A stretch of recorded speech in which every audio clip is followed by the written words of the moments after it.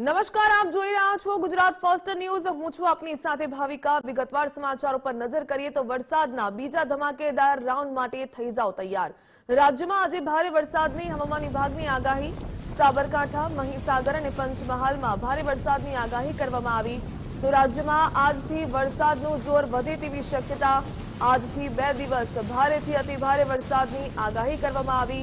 સૌરાષ્ટ્રમાં પણ 2 દિવસ ભારે વરસાદની આગાહી કરવામાં આવી। તો આ તરફ સુરજગઢમાં મોન્સૂન ટ્રફ પસાર થતા ભારે વરસાદની શક્યતા।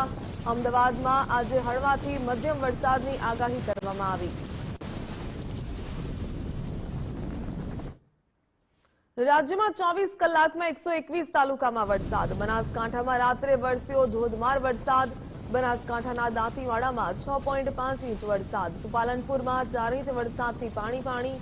ભાવનગરના ઉમરાણામાં પણ 24 કલાકમાં 3 ઇંચ વરસાદ ખાબક્યો। તો ભાવનગરના પાલીતાણામાં 3 ઇંચ વરસાદ વરસ્યો।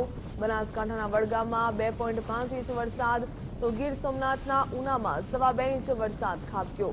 ધાંગધ્રા, ગઢડા, બાબરામાં પણ 2 ઇંચ વરસાદ ખાબક્યો। તો વલ્લભીપુર, કપરાડામાં પણ 2 ઇંચ વરસાદ થયો।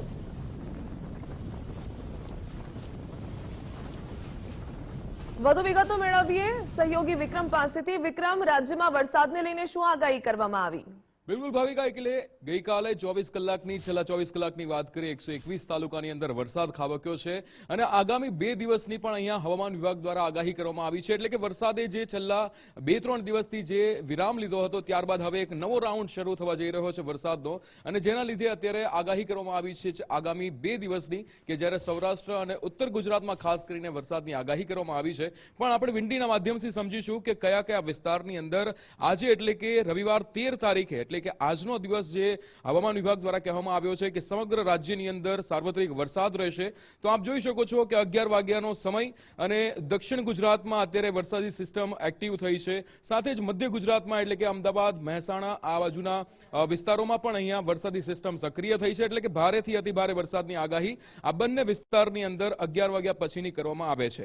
આપણે આગળ વધીશું અને જોઈએ કે આજના દિવસમાં 1 વાગ્યા આસપાસ જે સિસ્ટમ જે અહીંયા સક્રિય થતી જોવા મળે છે એમાં સૌરાષ્ટ્ર એટલે કે ભાવનગર આસપાસના તમામ વિસ્તારોની અંદર વરસાદ જોવા મળશે। દક્ષિણ ગુજરાતમાં પણ વરસાદ જોવા મળી રહ્યો છે અને સાથે મધ્ય ગુજરાતમાં અમદાવાદ, મહેસાણામાં પણ વરસાદ જોવા મળી રહ્યો છે। એટલે કે આજનો દિવસ જે 24 કલાક જે ભારેથી અતિભારે વરસાદની આગાહી કરવામાં આવી છે તેમાં અત્યારે આપણે વાત કરી રહ્યા છીએ તો સાર્વત્રિક વરસાદની આગાહી થઈ છે અને તમામ એ વિસ્તારો મધ્ય ગુજરાતથી લઈને સૌરાષ્ટ્રના તમામ વિસ્તારો, ભાવનગર હોય, ઉના હોય, દીવ અને સુરતમાં પણ અત્યારે મધ્યમ વરસાદની અહીંયા વિંડીમાં આપણે જોઈ શકીએ છીએ કે આગાહી થઈ રહી છે, જે ફોરકાસ્ટ બતાવવામાં આવી રહ્યું છે। પણ આજનો આ 13 તારીખનો દિવસ કે જેમાં સમગ્ર વિસ્તારોની અંદર સાર્વત્રિક વિસ્તારો ગુજરાતના સાર્વત્રિક જગ્યાએ અત્યારે વરસાદની આગાહી કરવામાં આવી છે।